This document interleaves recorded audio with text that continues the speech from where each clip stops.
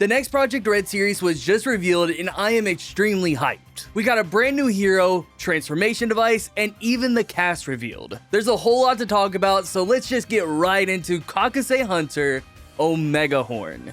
Now right off the bat, here is our brand new hero, Captain Omegahorn, and I really just love this design. It feels like a cross between Red Buster and Boken Red's civilian outfit. But most of all, this really just reminds me of a Pokemon trainer. Like, you cannot sit there and tell me this doesn't look like Red from Pokemon. Hell, even his civilian form shares a similar aesthetic to Pokemon trainers. The show is just going full Pokemon, and as a Pokemon fan, I am all here for it. Now, Toei also gave us a look at the cast and the name of our hero being Shout of the Flame, or Shout for short. Which is an interesting name, but then again, we had an entire season with a villain named Firekindle, who also ended up being the final villain of the entire show.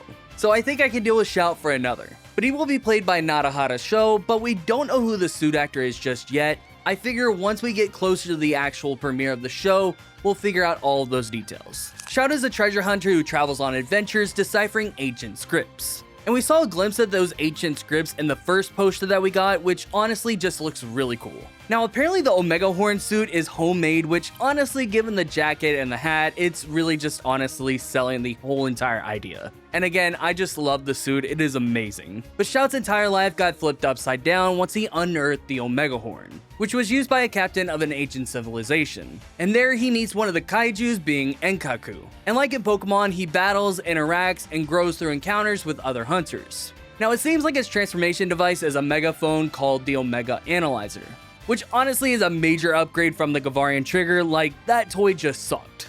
Like seriously, I might grab this, it just looks way too cool. Also, side note, for whatever his emotional burst equivalent will be, I hope that we get to see him turn his hat around, especially since they seem to be going headfirst into the whole Pokemon aesthetic. And I just love it whenever Ash does it in the anime, it just looks sick. And it seems like he might say Kakusei, aka Awaken, for the transformation, or maybe this is a sort of a finish your attack. We don't really know based off the trailer. They kinda did the same thing with Jojaku in the GAVAN trailer, so who knows. But as for the gimmick of this season, it seems like they're sticking with the MORPHERs from Infinity, but now focusing on egos rather than emotions, with them literally being called Egorgears. And ironically, these guys look like they have way more personality than the MORPHERs. Like, these guys look actually cool.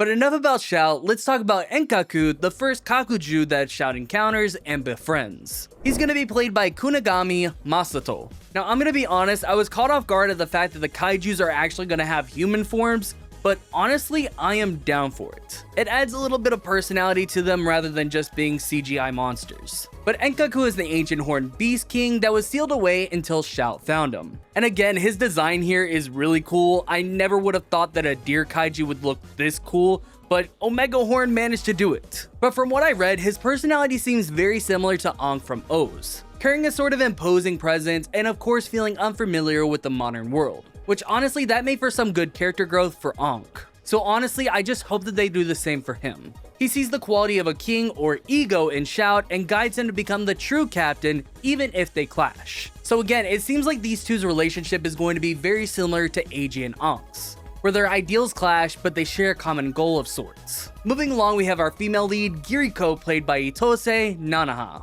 And honestly, out of all the characters revealed so far, she has the most interesting design in my opinion. As soon as I saw that big giant shark sword, I was just hooked. She is known as Giro of Hassan, or Wave Slash. She's a demon slayer around the same age as Shout and is his Misty to his Ash, traveling with him and Enkaku interested in the discovery of the Omegahorn. She's cunning, resourceful, and friendly, but also at times can be hostile towards Shout's group.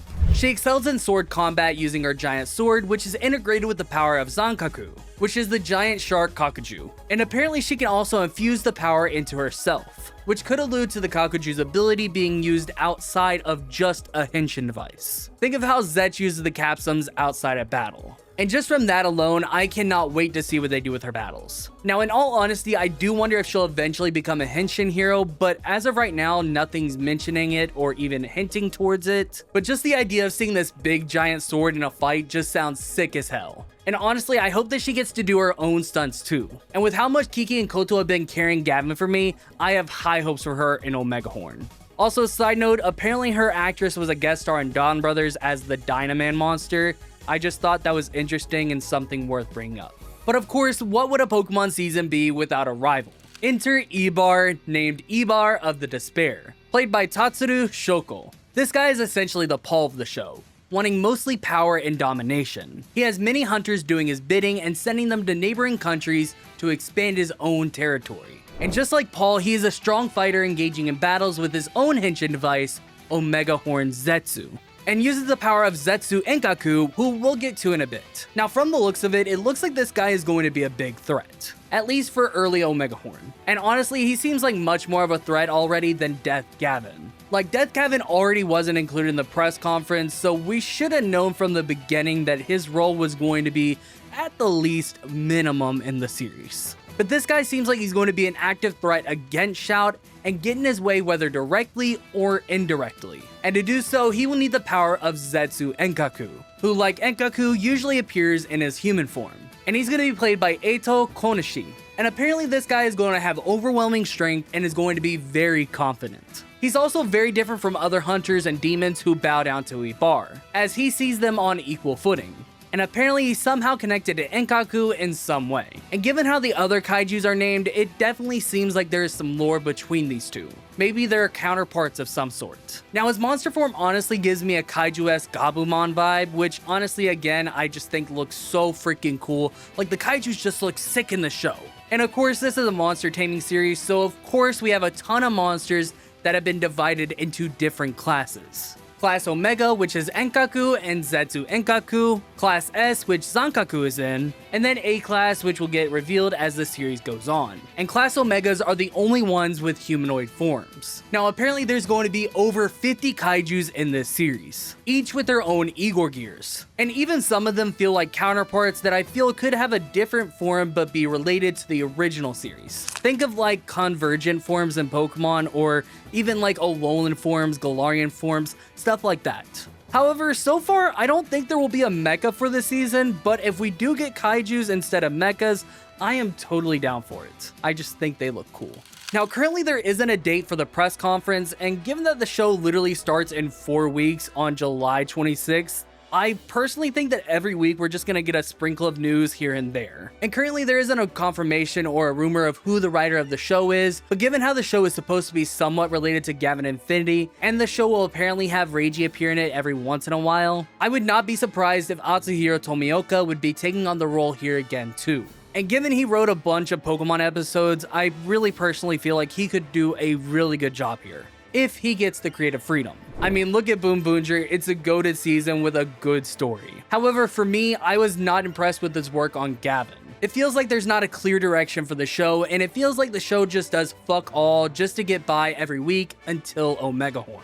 But from the looks of it, it looks like the show has a clear direction and a somewhat established lore that could always be expanded upon and isn't locked down by a former franchise. And those limitations are what's keeping Gavin Infinity from being something more. It feels like the show was put there to be a safe, recognizable filler show so that Toei could figure out just what they wanted Project Red to be. Every issue they listed with Sentai is happening with Gavin Infinity, but 10 times worse. Toy sales are down, viewership is down. There's a lack of innovation or risks. Literally every Bushido episode is the same exact story. The monster designs are cheap. The show never takes risks, instead playing it safe with a return to status quo every single episode. For viewers, it makes every episode feel lackluster and unimportant. Even the plot-heavy episodes are that way. You can go from Reiji trying to kill Death Gavin to an episode about fucking Patron trying to stop an Uber Eats driver. Like, come on, man, there is no reason for that. But Omegahorn is already looking promising with a fun cast, over 50 kaiju designs, and a whole new hero to explore.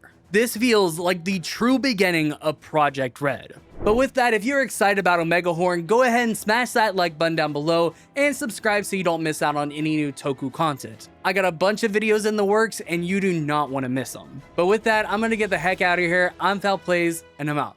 Peace.